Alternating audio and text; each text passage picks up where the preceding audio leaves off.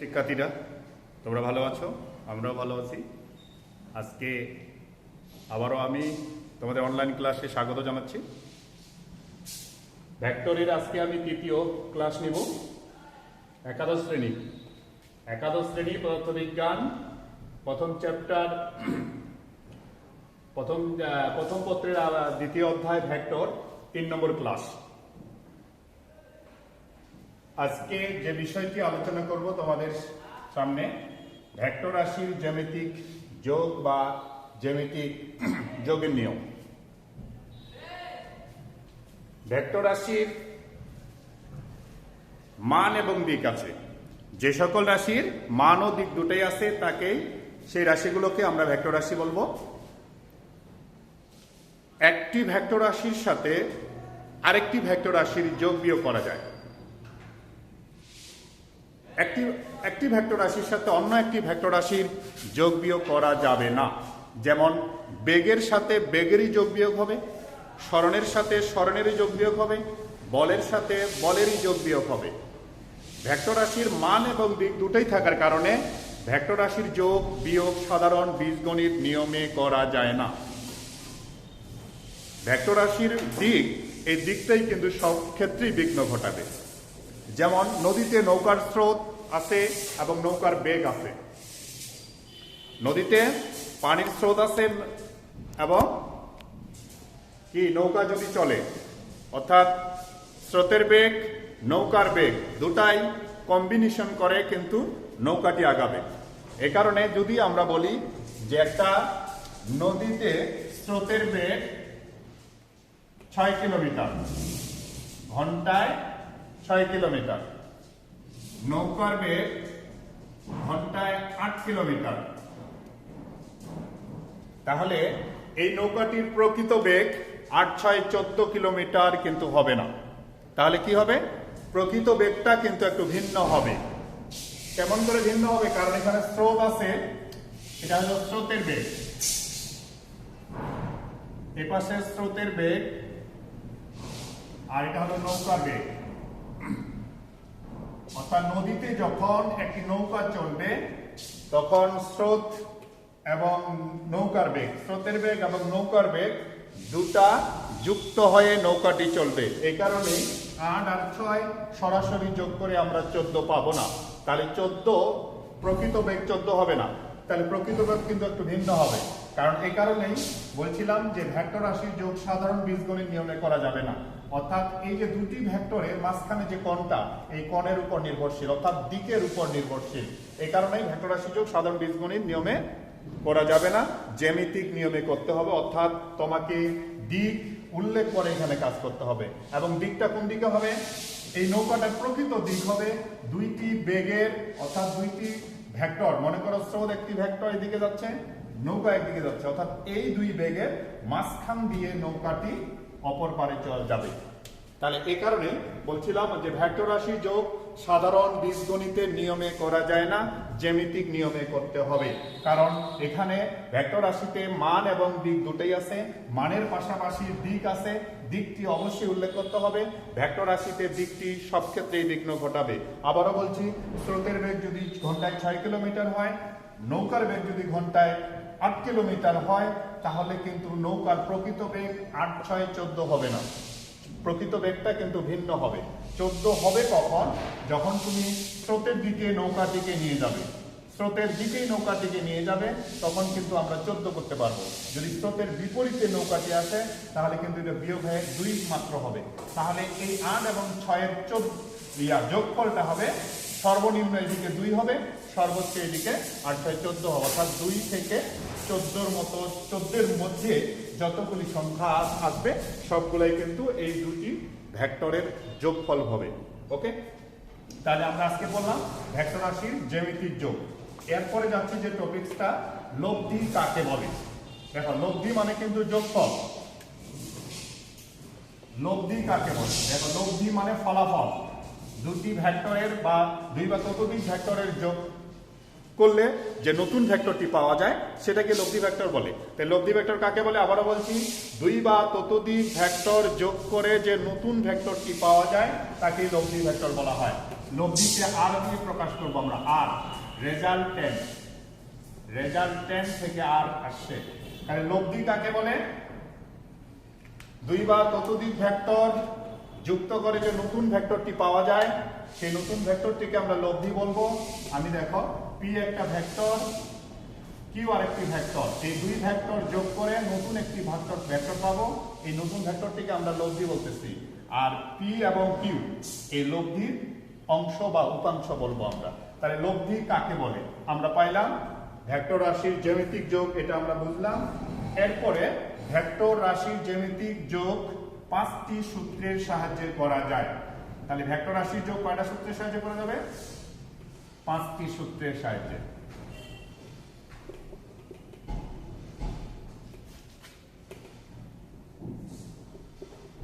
পাঁচটি সূত্রের সাহায্যে করা যায়।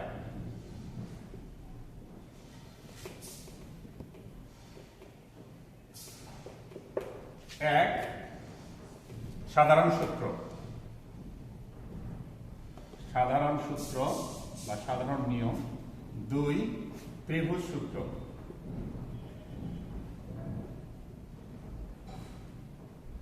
3, বহুভুজ সূত্র।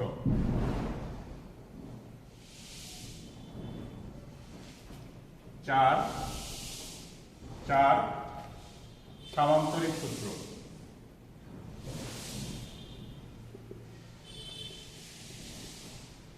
5, উপাংশ সূত্র।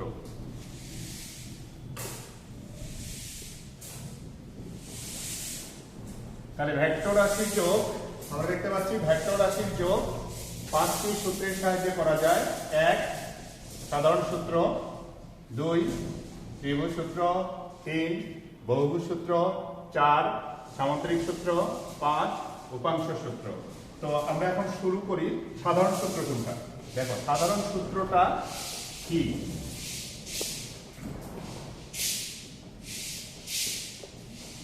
ভেক্টর যোগের সাধারণ সূত্র।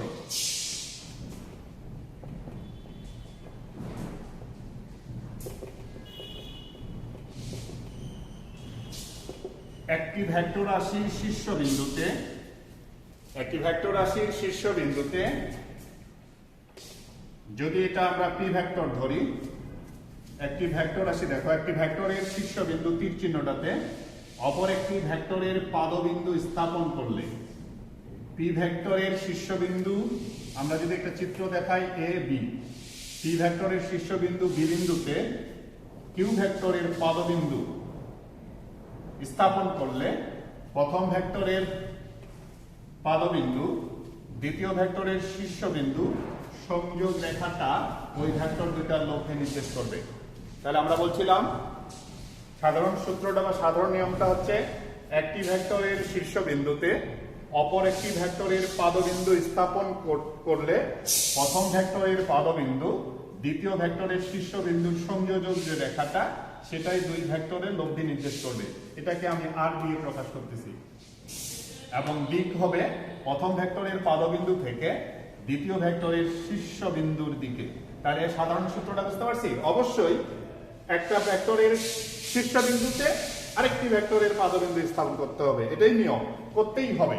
তাহলে প্রথম ভেক্টরের শীর্ষবিন্দুতে দ্বিতীয় ভেক্টরের পাদবিন্দু স্থাপন করলে প্রথম ভেক্টরের পাদবিন্দু দ্বিতীয় ভেক্টরের শীর্ষবিন্দুর সংযোগ রেখাটা এই ভেক্টর দুটা লব্ধি নির্দেশ করবে, এবং লব্ধিটার দিক হবে প্রথম ভেক্টরের পাদবিন্দু থেকে দ্বিতীয় ভেক্টরের শীর্ষবিন্দুর দিকে। এটাই ছিল আমাদের সাধারণ সূত্র। এবার যাচ্ছে আমরা ত্রিভুজ সূত্র।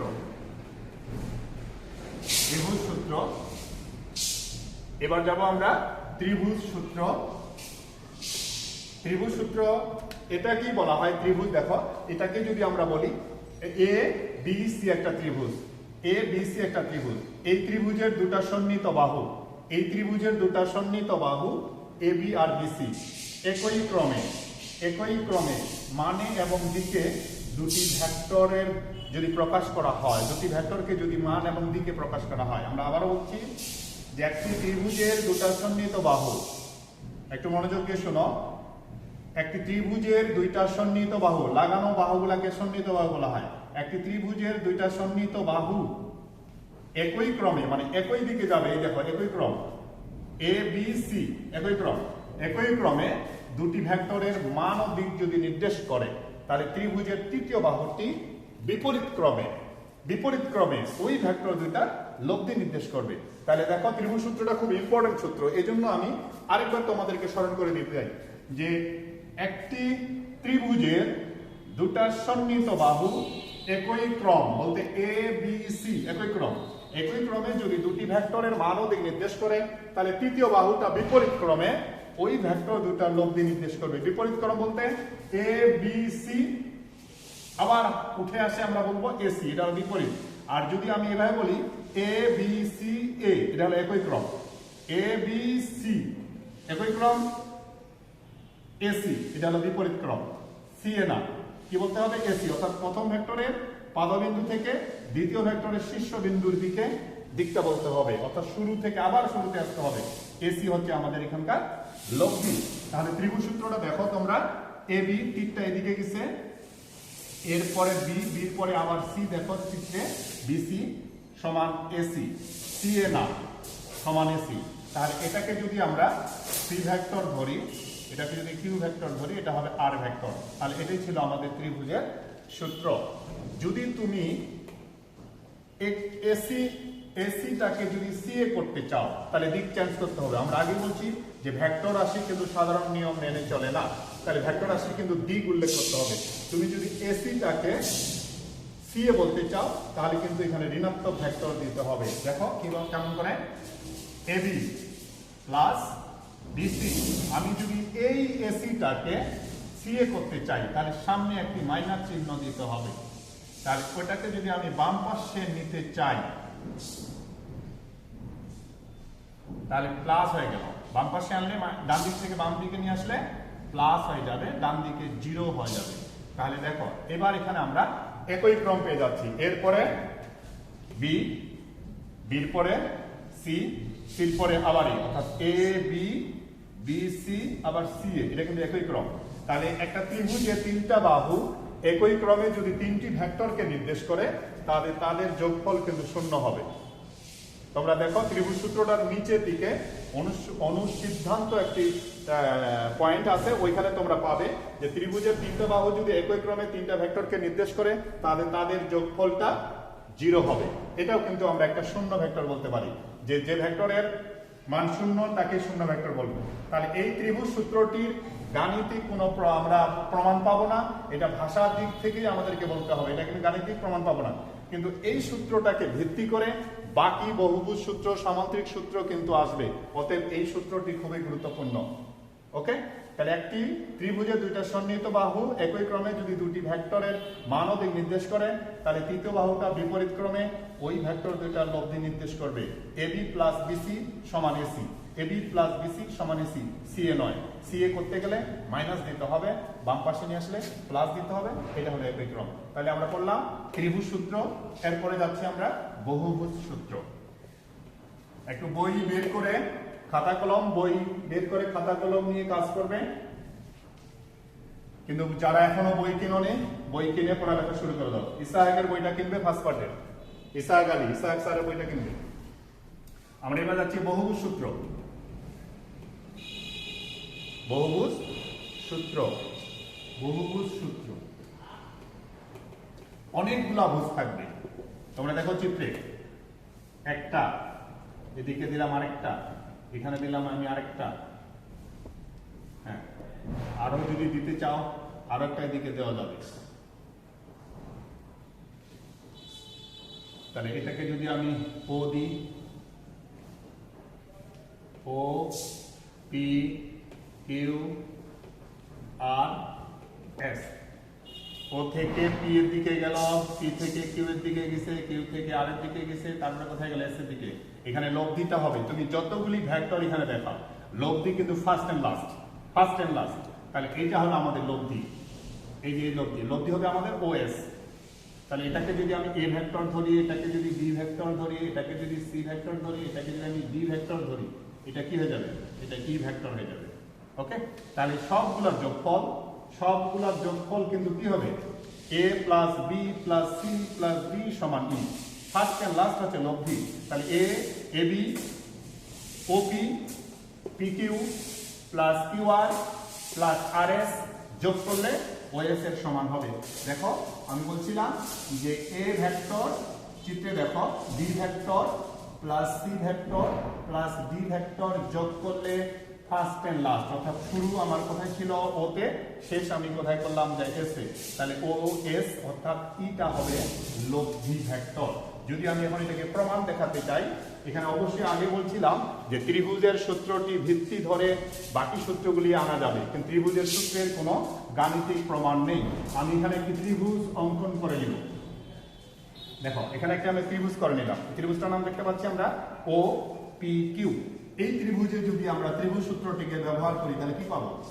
ত্রিভুজ ও পি কিউ এ, ও পি কিউ এই ত্রিভুজের সূত্রটা দেখো, ওপি প্লাস পি কিউ সরাসরি ও কিউ, ওপি প্লাস পি কিউ সমান হচ্ছে ও কিউ।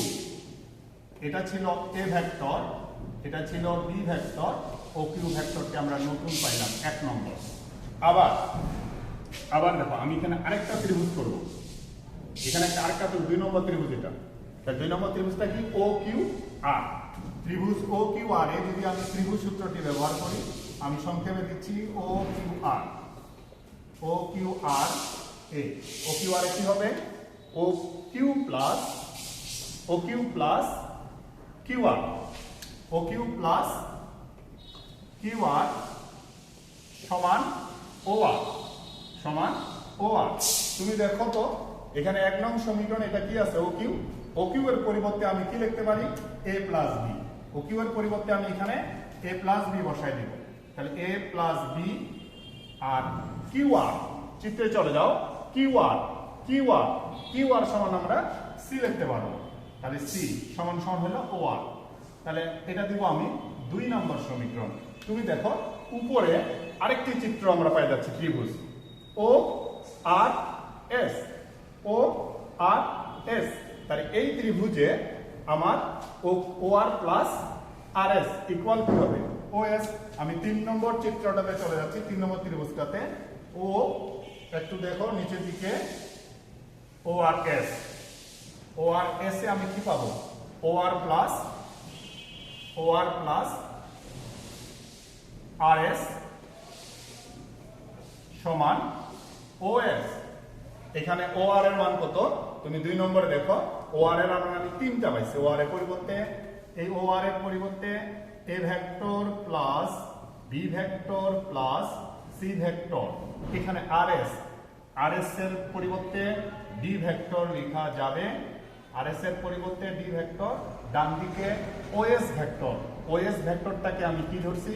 ওএস ভেক্টরটাকে আমি ই ধরছি।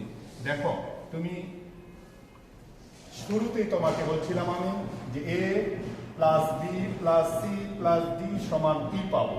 আমি কিন্তু প্রমাণ করে দিচ্ছি। দেখো A plus B plus C plus D সমান ই। এটাই ছিল আমার বহুভুজ সূত্র। তাহলে আমরা কি করব? বাসায় পড়ালেখা কেমন করে করব? বহুভুজ সূত্র লিখব, চিত্রটা আর্ট করব। এখানে আমি 4টা বাহু নিছি, 1 2 3 4 5টা বাহু নিছি। পঞ্চভুজিটা তোমার ইচ্ছা মতো তুমি অনেকগুলি বাহু ধরে তুমি প্রমাণ করার চেষ্টা করবে। তুমি 6টা 7টা নিতে দেখো তো তুমি প্রমাণ করতে পারো কিনা। তাহলে আমি কি করলাম? এই বহুভুজ সূত্রটি প্রমাণ করলাম। তুমি বাসায় চিত্র আর্ট করবে, খাতায় আর্ট করে নামকরণ করবে তোমার ইচ্ছা মতো, পরে তুমি প্রমাণ করবে ভাবে। ওকে, তাহলে তুমি কিন্তু পদার্থবিজ্ঞান শিখতে পারবে। আর না হলে কিন্তু ওই গল্পের বইয়ের মতো বললে পদার্থবিজ্ঞান পড়া যাবে না। তোমাদেরকে খাতা কলম বের করে প্র্যাকটিস করতে হবে এবং তোমাদের বন্ধু বান্ধবীদেরকে জিজ্ঞেস করতে হবে যে তুমি বুঝতে পারছো কিনা। তাহলে এই গেল বহুভুজ সূত্র। এবার যেটা মোস্ট ইম্পর্টেন্ট সূত্র সেটা হলো সামান্তরিক সূত্র। এটা খুব গুরুত্বপূর্ণ, মনোযোগ দিয়ে শুনবে। সামান্তরিক সূত্র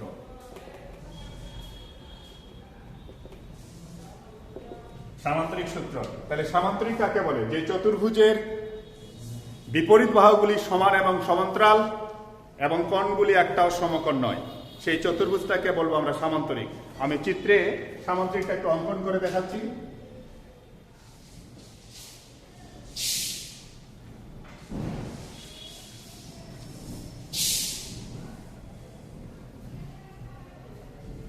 যেহেতু এটা ভেক্টর, তাহলে ভেক্টর চিহ্ন দিব। যেহেতু এটা সামান্তরিক, তাহলে বিপরীত বাহুগুলি সমান এবং সমান্তরাল থাকবে। এটা এদিকে গেলে এটা এদিকে, এটার দিকে দিকে হলে এটার দিকে দিকে। তাহলে ও এ বি সি একটি সামান্তরিক। ও এ বাহুটাকে পি ধরলাম, ও সি বাহুটাকে আমি কিউ ভেক্টর ধরছি। দেখো সামান্তরিকের সূত্রটি কি?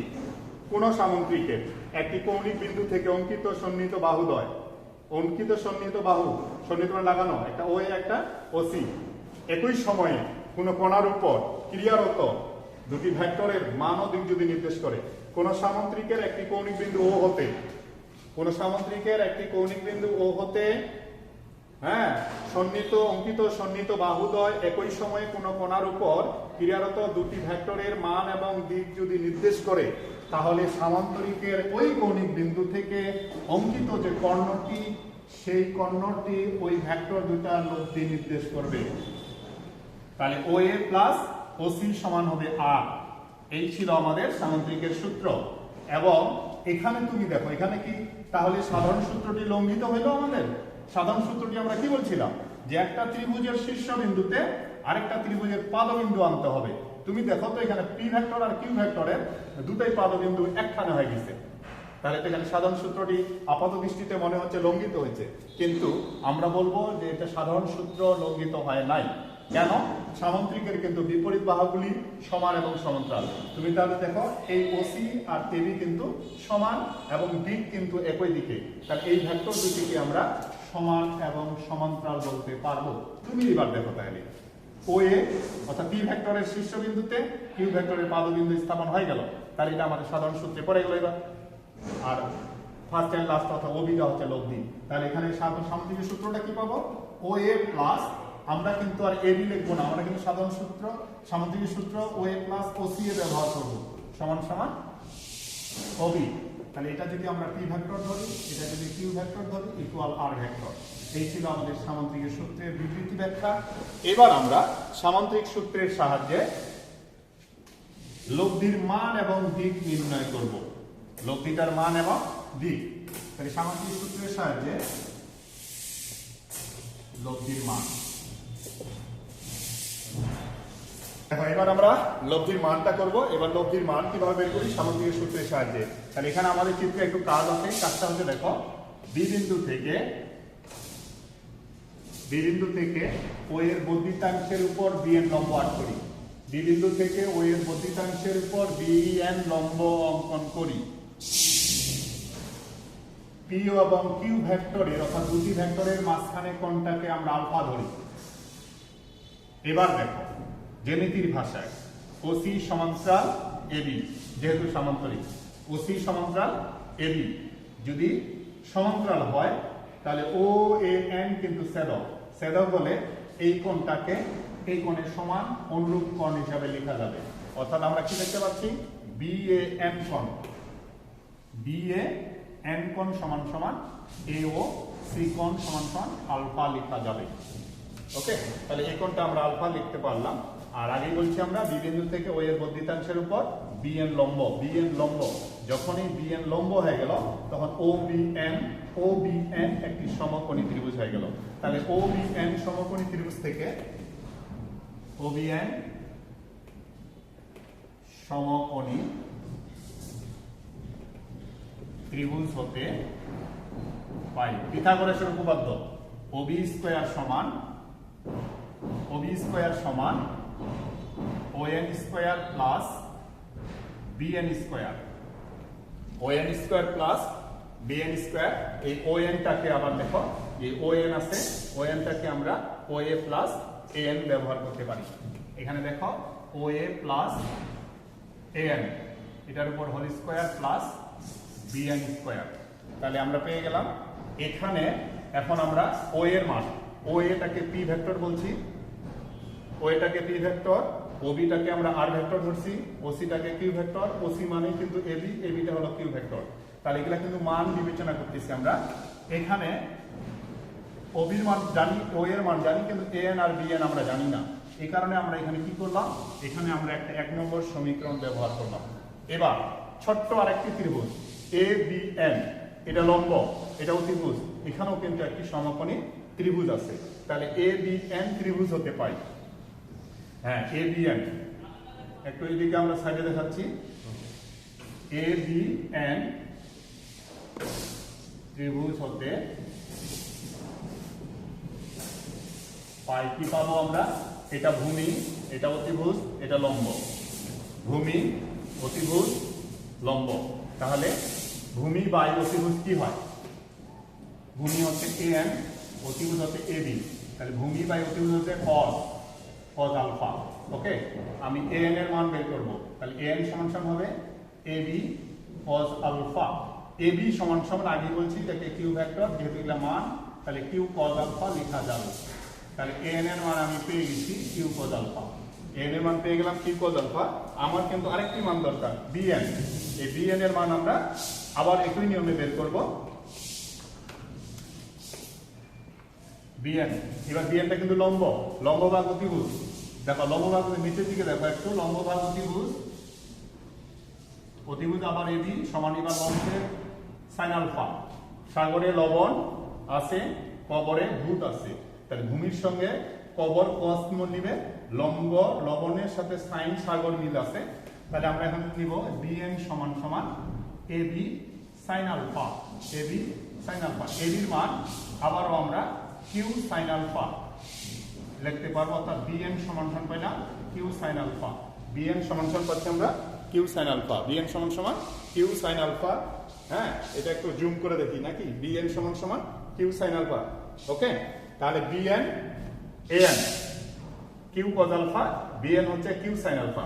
এই দুটি মান আমি 1 নং সমীকরণে বসায় দেব। তোমরাও আমার পাশাপাশি বসায় নাও। 1 নং সমীকরণ থেকে এখন পাবো এ এন এর মান, বি এন এর মান এখানে বসায় দিব, ও বির মান চিত্রে আর আছে, ও কিউর মান, ও এর মান চিত্রে পি আছে। এই মানগুলি আমরা 1 নং সমীকরণে বসায় দেব। চলো দেখি আমরা 1 নং সমীকরণে বসাই। ও বির মান কত, 1 নং হতে পাই ও বির মান আর তার উপর স্কয়ার, আর স্কয়ার, এটা ছিল পি প্লাস এ এন এর মান। এ এন এর মান তুমি ডান দিকে দেখো কিউ কজ আলফা, এটার উপর স্কয়ার। বি এন এর মান নিচের দিকে দেখো কিউ সাইন আলফা, এটার উপর স্কয়ার। তুমি এখন এটা বর্গের সূত্র করতে পারো, A square plus 2ab cos alpha plus Q square cos square alpha plus Q square sine square alpha. তুমি এই দুইটা থেকে কিউ স্কয়ারটা কমন নাও, এই দুইটা থেকে কিউ স্কয়ার কমন নিয়ে নাও। তাহলে কি পাচ্ছি আমরা, P square plus 2pq cos alpha, এখান থেকে কিউ স্কয়ার কমন নেব, cos square alpha plus sine square alpha. এটা একটা ত্রিকোণমিতির সূত্র, sine square theta plus cos square থিটার মান 1 লেখা যায়। Sine square theta plus cos square থিটার মান 1, ওখানে বসায় দাও 2pq cos আলফা, তাহলে কিউ স্কয়ার ইনটু 1। এখন কিউ স্কয়ারটা একটু সামনে লিখতে হবে, 2pq cos আলফা। তাহলে এটা হলো লব্ধি স্কয়ারটা, অর্থাৎ আমরা কিন্তু লব্ধির মান চাইছিলাম। তাহলে এই রুট স্কয়ারকে রুট করলে আমাদের স্কয়ারটা আউট হয়ে যাবে বাম পাশে। তাহলে P square plus Q square plus 2pq cos alpha, এটাই ছিল লব্ধির মান। এটাই লব্ধির মান প্রকাশ করে।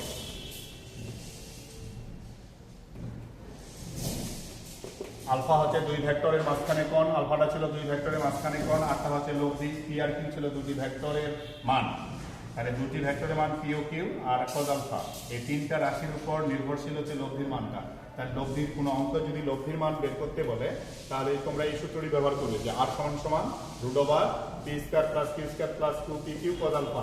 ওকে, তাই তোমরা বাসায় খাতায় লিখবে, প্র্যাকটিস করবে, সাথে সাথে করবে, তাহলে তোমাদের একটা ধারাবাহিকতা থাকবে। তো আজকে এই পর্যন্তই। এরপরের দিনে আমরা লব্ধির দিক বের করে দেখাবো, খুব ইম্পর্টেন্ট। আমি বলছি যে সামান্তরিকের সূত্রটি মোস্ট ইম্পর্টেন্ট, এটাকে অবশ্যই আয়ত্ত করতে হবে। তো থ্যাংক ইউ।